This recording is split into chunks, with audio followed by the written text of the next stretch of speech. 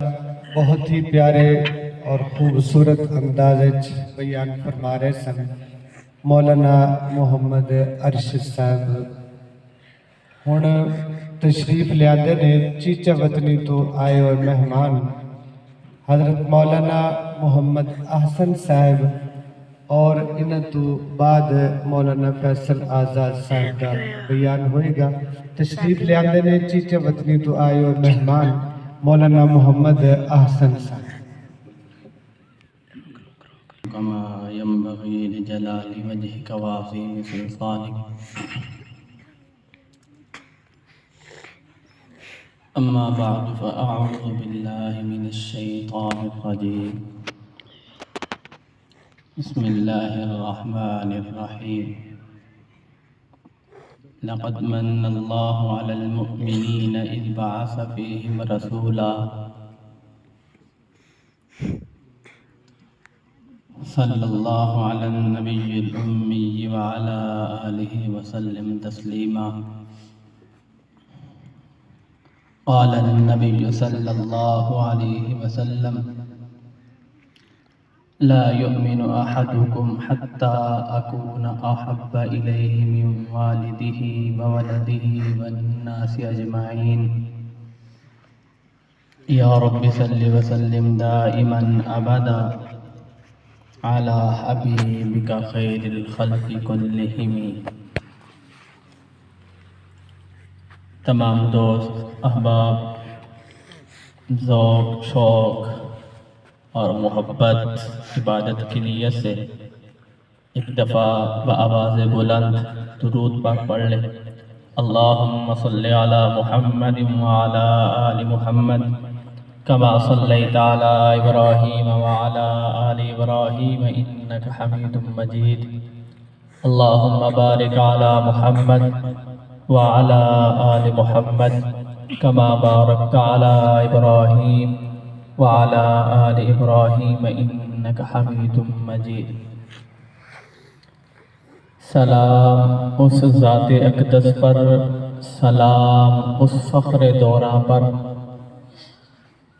سلام اس ذات اقدس پر، سلام اس فخر دوراں پر، ان گنت جس کے احسانات ہیں دنیا امکاں پر۔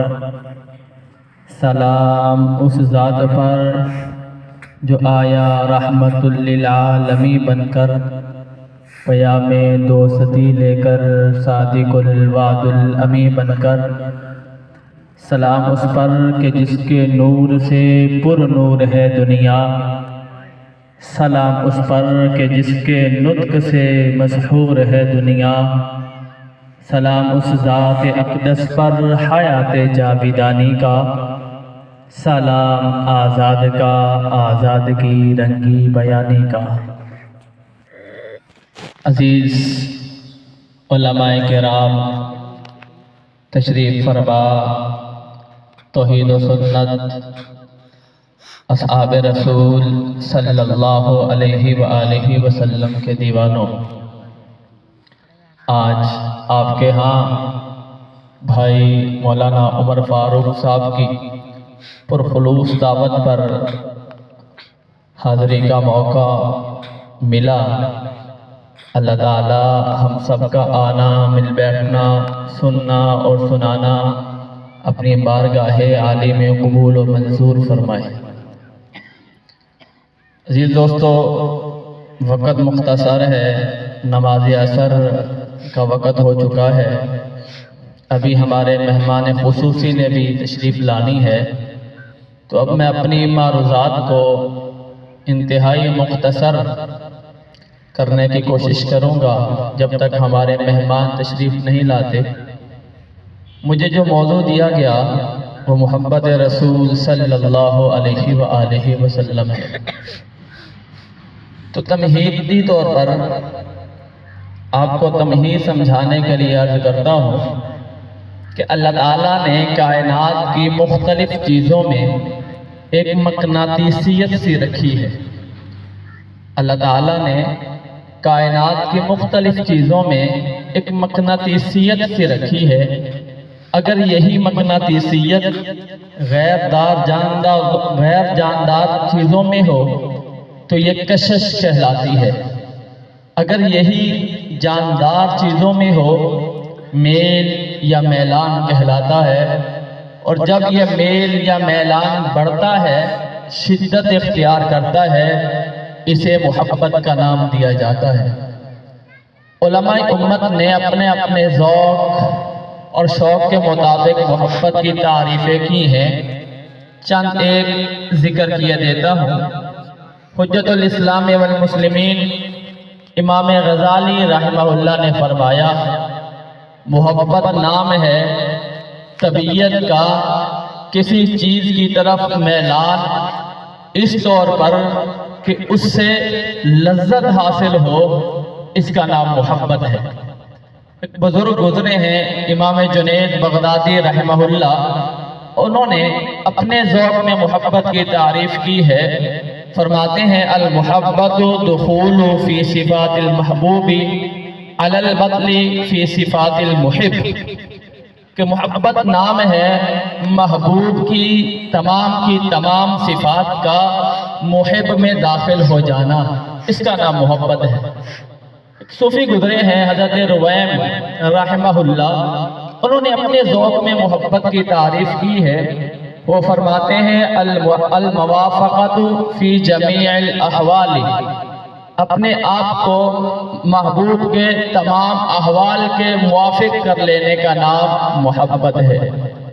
حضرت خواجہ یحییٰ معاذ رازی رحمہ اللہ محبت کی حقیقت بیان فرماتے ہوئے فرماتے ہیں، لا تزید بالجفا لا تنقص بالجفا ولا تزید بالوفا، کہ محبت کی حقیقت یہ ہے جو جفا سے کم نہ ہو، وفا سے زیادہ نہ ہو۔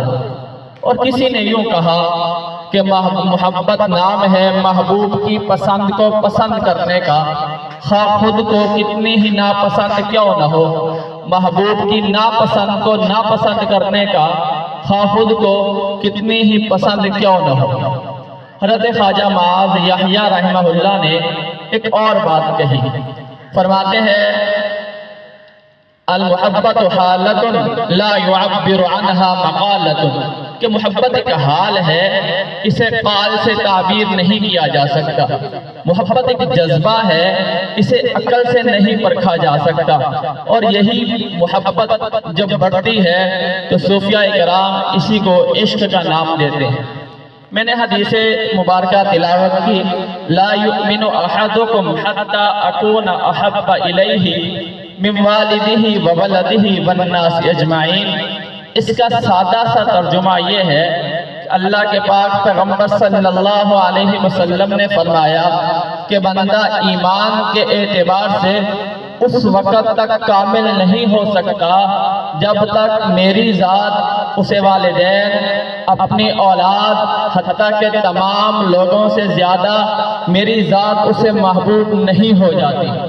لا یؤمن احدکم حتی اکون احب الیہ من والدہ وولدہ والناس اجمعین۔ اسی کو بنیاد بنا کر میں کچھ گزارشات عرض کروں گا۔ سوال یہ پیدا ہوتا ہے کہ اللہ کے نبی صلی اللہ علیہ وآلہ وسلم نے فرمایا لا یؤمن احدکم، ایمان کا جو ہے وہ تکمیل، ایمان کی تکمیل محبت کو قرار دیا، اور پھر سب سے زیادہ محبت کو قرار دیا۔ صرف یوں نہیں کہا کہ مجھ سے محبت کرو، بلکہ یہ مطالبہ کیا سب سے زیادہ محبت کرو۔ تو سوال یہ پیدا ہوتا ہے کہ ہم نے اللہ کے نبی صلی اللہ علیہ وآلہ وسلم کو دیکھا نہیں، ہم نے اپنے والدین کو دیکھا ہے، اپنے بھائیوں کو دیکھا ہے، اپنی بہن کو دیکھا ہے، اپنے رشتہ داروں کو دیکھا ہے، یہ کیا وجہ ہے؟ آخر سب سے زیادہ محبت کرنے کی ڈیمانڈ یہ کیوں کی گئی؟ حالانکہ ہم نے تو اللہ کے نبی کو دیکھا نہیں ہے، پھر ہم سب سے زیادہ محبت کیوں کریں؟ ہم بن دیکھے ہوئے سے ان سے زیادہ محبت کریں جنہیں ہم نے دیکھا ہے، اس کی وجہ کیا ہے؟ آئیے اس کی پہلی وجہ یہ ہے، اللہ کے نبی نے فرمایا لا یؤمن احدکم حتی اکون احب الیہ من والدہ وولدہ والناس اجمعین، کہ تمام کائنات سے زیادہ مجھ سے محبت کرو۔ اس کی ایک وجہ یہ ہے کہ انسان کو اپنے والدین سے محبت ہوتی ہے، انسان کو اپنے بھائی سے محبت ہوتی ہے، انسان کو اپنی بہن سے محبت ہوتی ہے۔ ایک طرف نبی کی محبت ہے، ایک طرف والدین کی محبت ہے۔ اگر صرف حکم اتنا ہوتا کہ مجھ سے محبت کرو تو پھر محب کے لیے مشکل ہو جاتا کہ دونوں سلسلوں پہ اب کس کو ترجیح دو۔ ایک طرف نبی کی بات ہے، ایک طرف والدین کی بات ہے، ایک طرف نبی کی محبت کھڑی ہے، دوسری طرف اپنے بھائیوں کی محبت کھڑی ہے، ایک طرف نبی کی محبت کھڑی ہے تو دوسری طرف معاشرے کی محبت کھڑی ہے۔ لہذا کس کو ترجیح دی جائے؟ اس کی آسانی کے لیے اللہ کے نبی نے فرمایا کہ میری محبت کو غالب رکھنا، جب میری محبت کو غالب رکھو گے تو میری محبت کو پا لینا آسان ہو جائے گا اور دنیا کی محبت کو ٹھکرا جانا آسان ہو جائے گا۔ ذرا پریشان لگ رہے ہیں آپ، جو پریشان نہیں وہ کہیں سبحان اللہ، اونچی آواز سے سبحان اللہ۔ بات سمجھ آ رہی ہے؟ سمجھ آ رہی ہے بات؟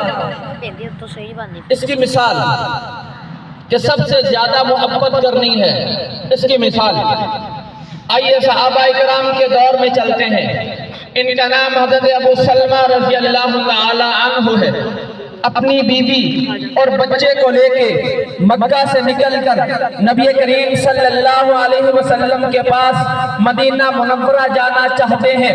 حضرت ابو سلمہ نے اپنے بچے کو لیا، اپنی بیوی کو لیا، سواری کو تیار کیا اور مقام ابتا کی طرف چل دیے۔ آپ ابھی مقام ابتا پہ پہنچے، مدینے میں نہیں پہنچے، ابو سلمہ کی بیوی کے قبیلے والوں کو، بنی مخزوم کو پتہ چل گیا کہ ابو سلمہ ہمارے خاندان کی لڑکی جو ہم نے اس سے شادی کر دی ہے اس کو لے کے وہ مکہ سے نکل چکا ہے، مقام ابتا پہ پہنچ چکا ہے اور وہ مدینہ منورہ جا رہا ہے۔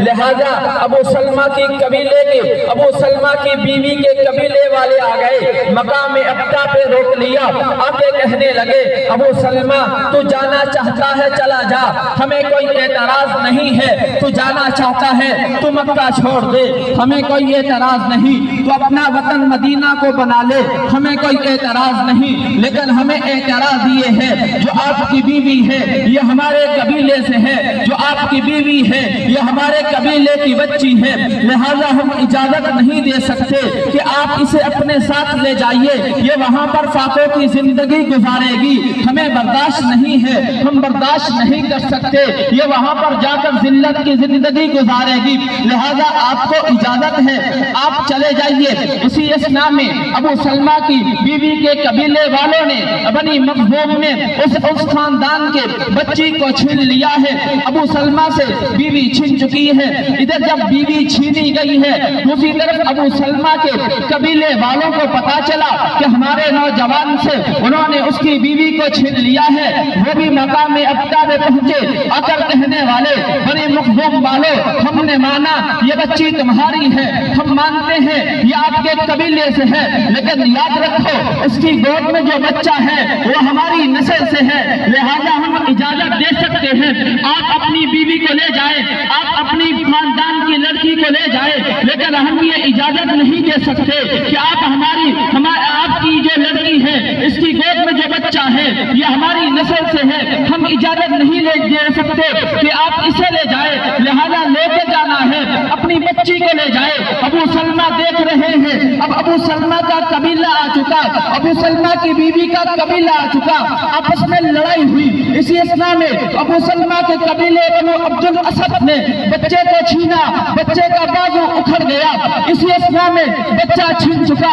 اب ابو سلمہ سے میں نے وجدان میں آ کے پوچھا ابو سلمہ کیا ہوا، تجھ سے بچہ چھین لیا گیا، تجھ سے بیوی چھین لی گئی، تیرا قبیلہ چلا گیا، تیرا سسرال چلا گیا، تو اپنا خاندان چھوڑ رہا ہے، تو سسرال چھوڑ رہا ہے، تو اپنے وطن چھوڑ رہا ہے، تو محمد عربی کی طرف جا رہا ہے، بتا یہ کیوں کیا ہے؟ تو یہ تو بھی کر سکتا تھا، کچھ دیر کے لیے ٹھہر جاتا، یہ بھی تو کر سکتا تھا، تجھے بچی بھی مل جاتی، تجھے بچہ بھی مل جاتا، اور تجھے اپنی بیوی بھی مل جاتی، سسرال بھی مل جاتا، اور تمہیں اپنا قبیلہ بھی مل جاتا، وقت بھی مل جاتا، آپ نے ایسا کیا کیا؟ کہنے لگے اے نادا تجھے نہیں پتا، اللہ کے نبی نے فرمایا لا یؤمن احدکم حتی اکون احب الیہ من والدہ وولدہ والناس اجمعین، کہ میری محبتوں پر تمام محبتیں قربان کر دو، لہذا میں اپنی محبتیں نبی کی محبت پہ قربان کر چکا ہوں۔ اپنی محبت، بیوی کی محبت، بچے کی محبت ابو سلمہ نے قربان کر کے تجھے اور مجھے درس دیا ہے کہ نبی کریم صلی اللہ علیہ وسلم کی محبت کے سامنے کچھ بھی نہیں، حتیٰ کہ اپنی جان بھی نہیں۔ آئیے دوسری جانب پڑھتے ہیں کہ آپ سے سب سے زیادہ محبت کرنے کا مطالبہ کیوں ہے؟ اس کی دوسری وجہ یہ ہے کہ عقل مند شخص وہ ہے جو انعام کرنے والے سے محبت کرے۔ عقل مند شخص وہ ہے جو انعام کرنے والے سے محبت کرے، اور اس نے جو انعام کیا، جو نعمت دی، اس سے بھی محبت کرے۔ جتنا بڑا منعم اتنی زیادہ اس سے محبت، جتنی بڑی نعمت اتنا بڑا اس کا احسان اور اس سے محبت۔ ہمارے لیے اللہ تعالیٰ سے بڑھ کر کوئی منعم نہیں ہے۔ سب سے زیادہ احسان، انعام کرنے والی ذات ہمارے لیے ہمارے رب کی ہے۔ اسی لیے قرآن کہتا ہے والذین آمنوا اشد حبا للہ، مومنوں سب سے زیادہ محبت اپنے رب سے کرو۔ اس کی طرف دوسری طرف جب اللہ نے انعامات دیے، بہت سارے انعامات دیے، اللہ نے آنکھیں دی، آپ اگر آنکھیں نہ دیتا ہم اندھے ہوتے، اللہ نے پاؤں دیے، اللہ نے ہمیں بہت ساری نعمتیں دی، پھر ان بہت ساری نعمتوں میں سے سب سے بڑی نعمت اللہ تعالیٰ نے جو ہمیں عطا کی، اللہ نے قرآن میں فرمایا لقد من اللہ علی المؤمنین اذ بعث فیہم رسولا، مومنوں میں نے اپنی تمام نعمتوں میں سے سب سے بڑی نعمت جو آپ میں دی ہے وہ اپنا پیارا پیغمبر صلی اللہ علیہ وآلہ وسلم کی ذات آپ کو عطا کی ہے۔ یہ صرف نبی نہیں ہے، نبیوں کا نبی ہے، یہ صرف امام نہیں ہے، اماموں کا امام ہے۔ میرے خزانے میں سب سے بڑی نعمت میں نے آپ کو جو دی وہ نبی کریم صلی اللہ علیہ وآلہ وسلم کی ذات ہے۔ جب عقل مند شخص وہ ہے جو انعام کیا گیا، اور جتنی بڑی نعمت اتنی زیادہ اس سے محبت، جب ہمارے نبی سے زیادہ بڑی نعمت ہمیں ملی نہیں ہے تو پھر ہمارا حق بنتا ہے کہ ہم سب سے زیادہ محبت نبی کریم صلی اللہ علیہ وآلہ وسلم سے کریں۔ یہ دوسری وجہ ہے محبت کرنے کی۔ اور اسی طرح اب میں یہ چاہتا ہوں، ہمارے مہمان پہنچ چکے ہیں، اس لیے اپنی معروضات کو مکمل کرتا ہوں اور اسی پہ اکتفا کرتا ہوں، پھر کبھی اللہ نے موقع دیا تو آپ سے مخاطب ہوں گے۔ اللہ تعالی ہمیں عمل کرنے کی توفیق عطا فرمائے۔